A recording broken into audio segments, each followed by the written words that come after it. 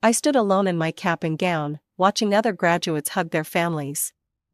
My name is Robin, and today I graduated from college with a computer science degree. My parents weren't there, they were in another state, celebrating my twin sister Rachel's graduation instead. I checked my phone again, rereading their message. "We're so proud of Rachel graduating, can't wait to celebrate when you get home." Not a single word about my graduation. Not even a congratulations. Just another reminder that I'd always be second best. As I boarded the train home, I found an empty window seat and watched the campus disappear. For years of hard work, and no one from my family bothered to show up. I shouldn't have expected anything different. It had always been this way. Rachel and I were born on the same day, but that's where our similarities ended. She was outgoing and charming, with our mom's blonde hair and our dad's blue eyes. I was quieter, more reserved, with dark brown hair and hazel eyes that didn't match either parent. Sometimes I wondered if I was adopted, but the baby pictures confirmed we were twins, just not identical ones. From our earliest birthdays, the pattern was clear. The cake always said "Happy Birthday Rachel," never "Happy Birthday Rachel and Robin." When I asked about it once, Mom laughed and said, "Oh, we all know it's your birthday too, honey, we don't need to write it." But they wrote Rachel's name every year. I stared out the train window, remembering our 16th birthday. Rachel got a car, a small used one, but still a car. I got a laptop.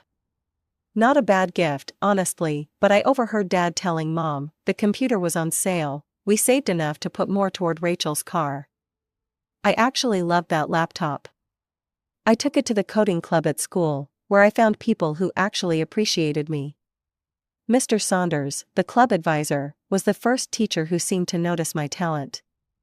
"Robin, you have a gift," he told me after I debugged a senior's project in minutes. "You think differently, that's valuable." The train swayed, and I closed my eyes, thinking about how I'd used that laptop to build my college application portfolio.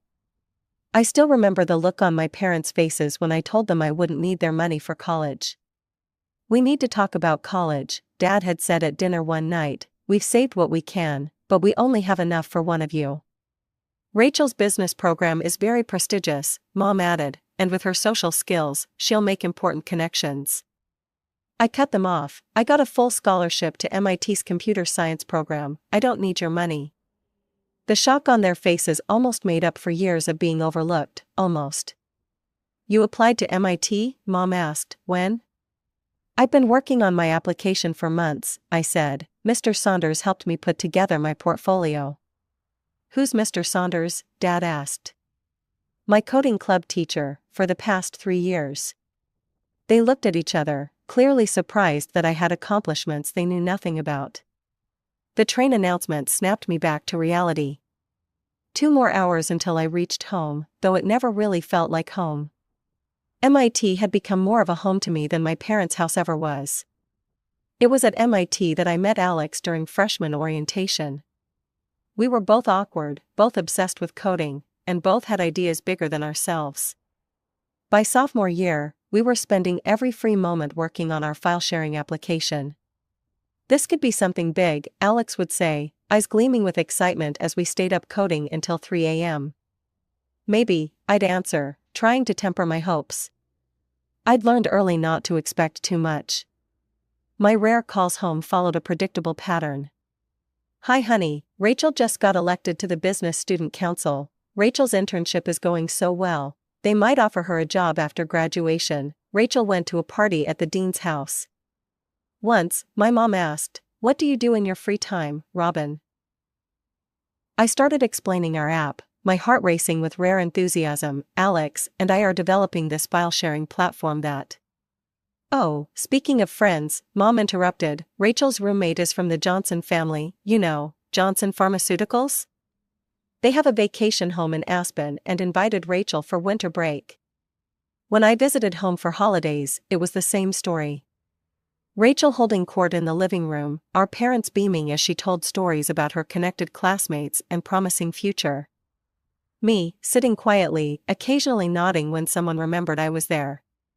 During my junior year, everything changed. Alex and I finally perfected our app after countless all-nighters and failed iterations. A tech company in California noticed us.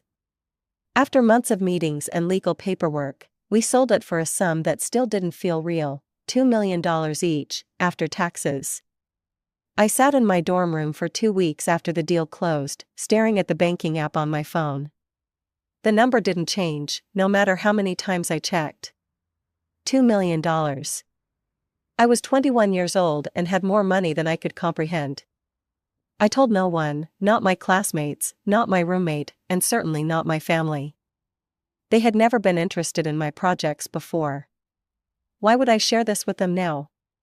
Besides, I wasn't sure how they would react.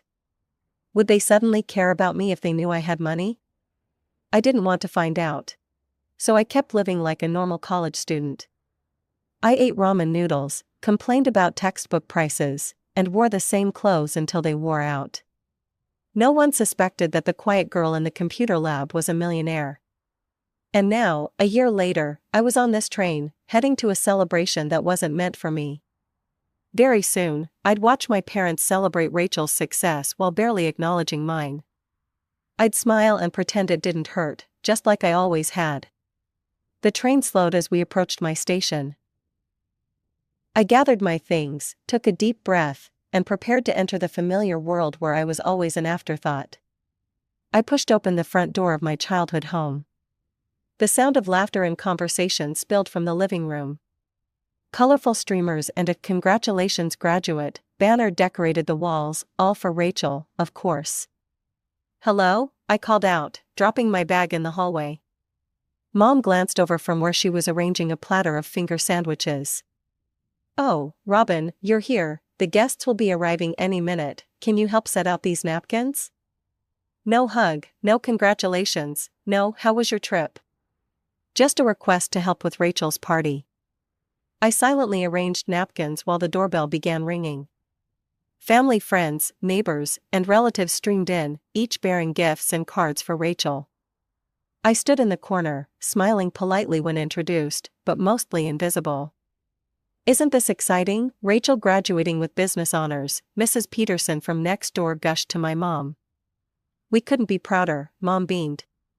Aunt Judy spotted me and walked over, giving me a warm hug. "Robin, it's so good to see you. How was your graduation?"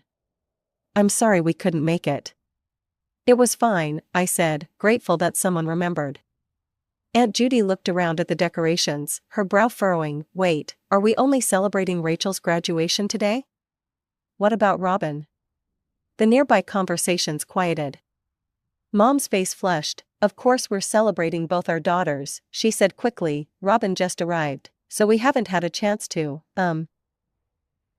put up my name on any of the decorations," I suggested, keeping my voice light despite the knot in my stomach. Dad cleared his throat. "Let's all sit down for dinner, shall we? The food's getting cold." Everyone filed awkwardly to the dining table. I ended up wedged between my cousin Tyler and one of Rachel's friends from high school who didn't remember meeting me before. "Before we eat," Dad announced, raising his glass, "I want to propose a toast to our amazing daughters." My pulse quickened. Maybe they would acknowledge my graduation after all. "To Rachel," Dad continued, "who graduated with honors from the business program.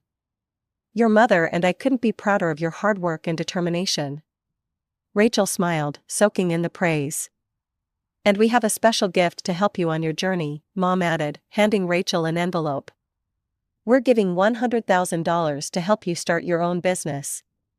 Rachel opened the envelope and burst into tears. "Oh my God, thank you, this is amazing. I'm going to be so successful, I promise, I'm going to be rich." Everyone applauded. I clapped too, wondering what they'd say about me. "And to Robin," Dad said, turning to me. He reached under the table and pulled out a wrapped package. "Congratulations on completing your computer studies." I took the package and unwrapped it. It was a book titled "How to Become a Millionaire, a Step-by-Step Guide." "We thought this would help you on your path," Mom said proudly. "It got great reviews online." Rachel snorted, then quickly covered it with a cough when she noticed Aunt Judy's disapproving look.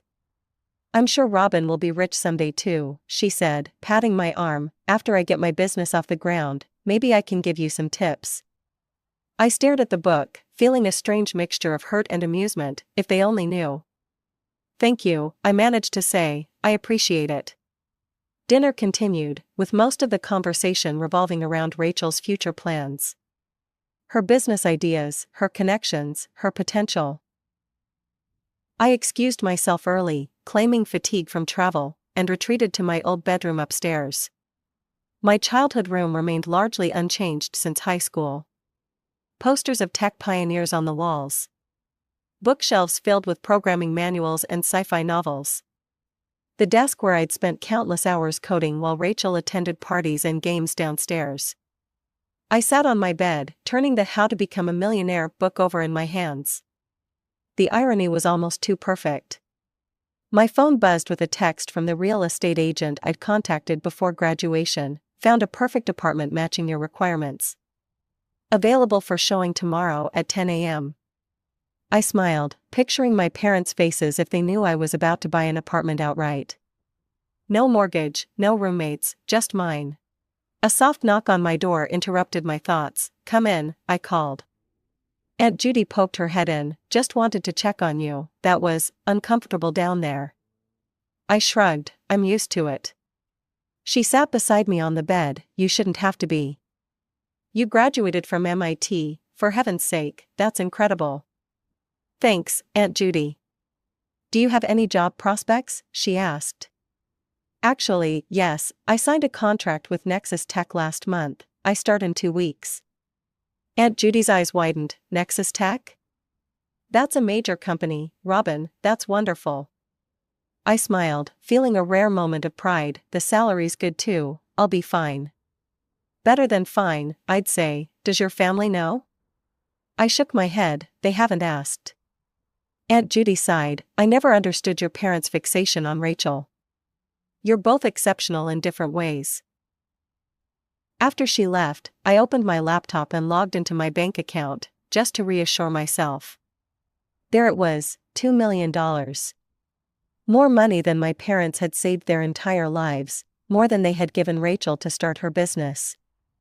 The thought of revealing this information made my stomach twist with anxiety, but also with a strange, forbidden excitement.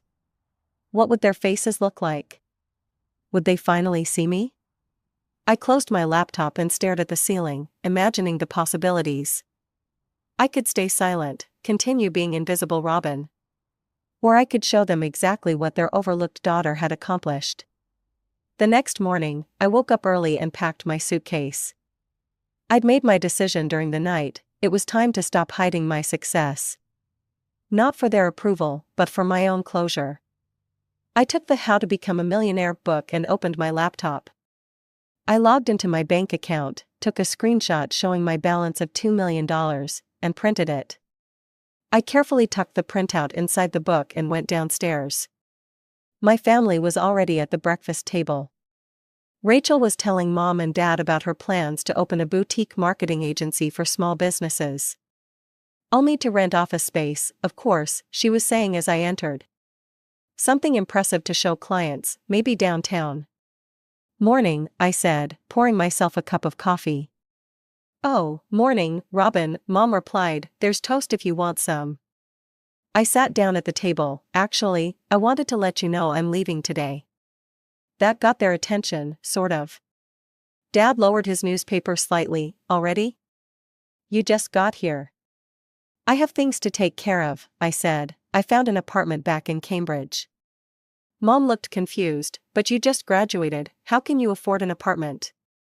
I have a job lined up, I explained. I signed with Nexus Tech before graduation. That software company? Dad asked, sounding surprised. Well, good for you, but still, you'll need roommates. First apartments are always shared. Rachel nodded knowingly. You'll be living with like 5 other programmers in some tiny place. That's just how it is starting out. I took a sip of my coffee, trying to hide my smile. Actually, I'll be living alone. It's a 2-bedroom with an office and good internet. Mom frowned. Robin, be realistic. Entry-level jobs don't pay enough for that kind of place, especially in Cambridge. Besides, Rachel added, you need to save for emergencies, that's business 101. I set down my coffee cup. Speaking of business, I wanted to thank you for the book. I placed the How to Become a Millionaire book on the table. I think you should take a look inside, though. There was something interesting in there. Dad picked up the book and opened it, the printed screenshot of my bank account falling onto the table. Mom leaned over to look, and Rachel craned her neck to see. For a moment, nobody spoke. Their eyes moved between the paper and my face. What is this? Dad finally asked, his voice oddly quiet. My bank account, I said simply. $2 million? Rachel practically shrieked, is this some kind of joke? No joke. I took another sip of coffee, trying to appear calmer than I felt. Remember that app one tried to tell you about last year? The one you weren't interested in hearing about? My classmate Alex and I sold it to a tech company. Mom's hand went to her throat. You made $2 million from an app? After taxes, yes, I confirmed. We closed the deal about a year ago. A year? Dad looked stunned. You've had this money for a year and didn't tell us? I met his eyes. If you had been even slightly interested in my life, you might have known. Rachel's shock was morphing into something else, a calculating look I recognized from childhood, the one she used when figuring out how to turn a situation to her advantage. That's amazing, Robin, she said, her voice suddenly warm and enthusiastic. We should celebrate your success too. I always knew you were smart. This is worth celebrating, Mom said, reaching for my hand across the table. Robin, sweetie, we're so proud of you. The endearment sounded foreign coming from her mouth. Are you proud of me, or my bank account? I asked quietly. An uncomfortable silence fell over the table. Robin, that's not fair, Mom finally said. Of course we're proud of you. I'm glad to hear it, I said, standing up. I should get going, my train leaves in an hour. Mom stood up, suddenly looking desperate. Robin, please stay. We can have a proper celebration for your graduation too. We'll get another cake, invite people over. I appreciate the offer, but I need to go. I headed for the door. Robin, wait, Dad called. At least let us drive you to the station. I already called a car, I replied. It should be here any minute. Rachel followed me to the door. You can't just drop a bomb like this and leave, she said, lowering her voice. Mom and Dad took out a loan for my business money. You know, they're counting on me to succeed. I paused at the door. I didn't know that, I admitted, but that was their choice. We're family, Rachel said. If you have all this money, don't you think you should help? Before I could answer, a car horn sounded outside. My ride had arrived. Goodbye, I said, opening the door. I'll be in touch when I'm ready. As the car pulled away, I watched my parents and Rachel standing in the doorway, their expressions a mixture of shock, confusion, and, most notably, calculation. My phone started buzzing immediately with texts and calls from all three of them, but I silenced it. The train ride back to Cambridge was quieter than the one to my parents' house. No memories clouded my mind this time, only possibilities. I had money, a promising career, and freedom. What I didn't have, and wasn't sure I wanted any more, was my family's approval. At the hotel, I met with the realtor and toured the apartment. It was perfect, spacious, modern, with large windows and fast internet. I signed the papers that afternoon. Congratulations, Ms. Wells, the realtor said, handing me the keys. It's all yours. That night, as I settled into my hotel room, I finally checked my phone. 27 missed calls and dozens of text messages, all variations on the same theme. We need to talk. Please call us back. We're so proud of you. Family should help family. I turned off my phone and looked out the window at the city lights. Tomorrow would be the first day of my new life, and for once, I was the one in control of the story. A week passed before I finally answered one of my mother's calls. I'd been busy settling into my new apartment, arranging furniture deliveries, and preparing for my job at Nexus Tech.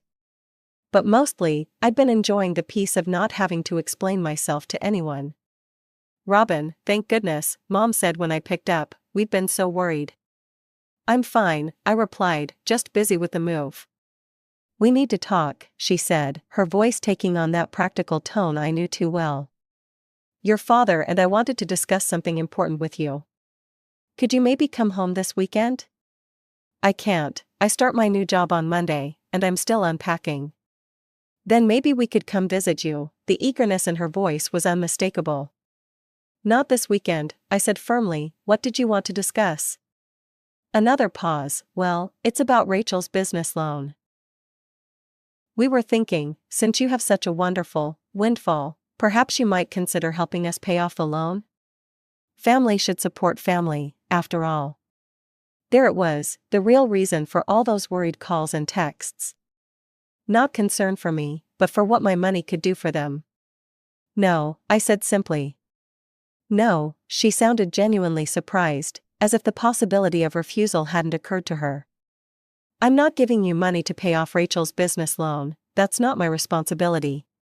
But we're family, her voice rose, after everything we've done for you. What exactly have you done for me, Mom? I asked quietly. My scholarship paid for college, I worked summer jobs for spending money. I built my career and my app without any support from you or Dad. Silence stretched between us. Then, I can't believe how selfish you've become. I'm not being selfish, I'm setting boundaries. I took a deep breath. I think I need some time away from you all. I'll call when I'm ready to talk again. Robin, wait, I ended the call. Over the next few days, texts continued to flow in from my family. Dad tried a different approach, congratulating me on my entrepreneurial spirit and suggesting we'd talk business sometime. Rachel alternated between guilt trips and suddenly remembering shared childhood memories I knew she'd fabricated. I blocked their numbers for a week, needing space to focus on my new beginning. My first day at Nexus Tech was exhilarating.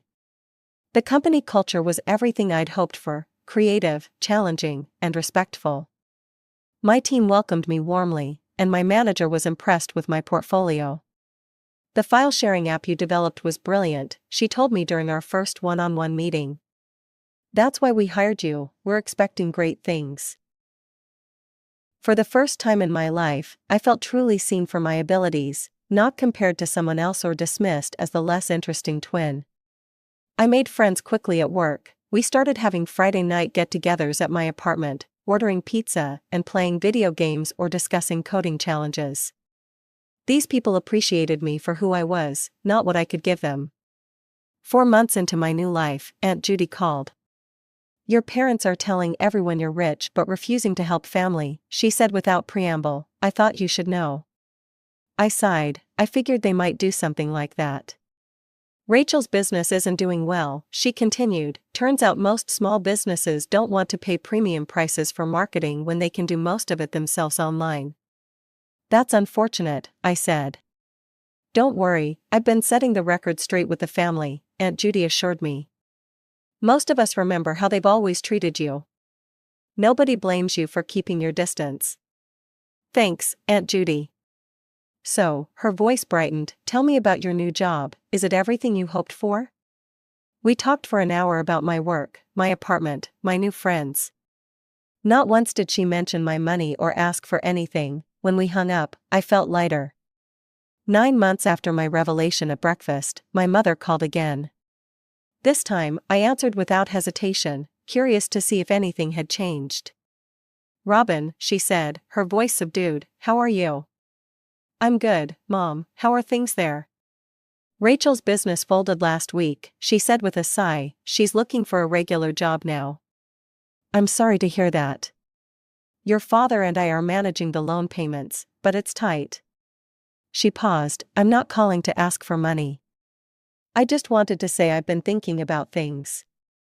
About how we've treated you compared to Rachel. I said nothing, waiting. I don't think I realized how much we favored her until you showed us that bank statement, she continued. It was a shock to see that you'd accomplished so much without us even noticing. It shouldn't have taken $2 million for you to notice me, Mom. I know, she said quietly, I'm sorry. The apology caught me off guard.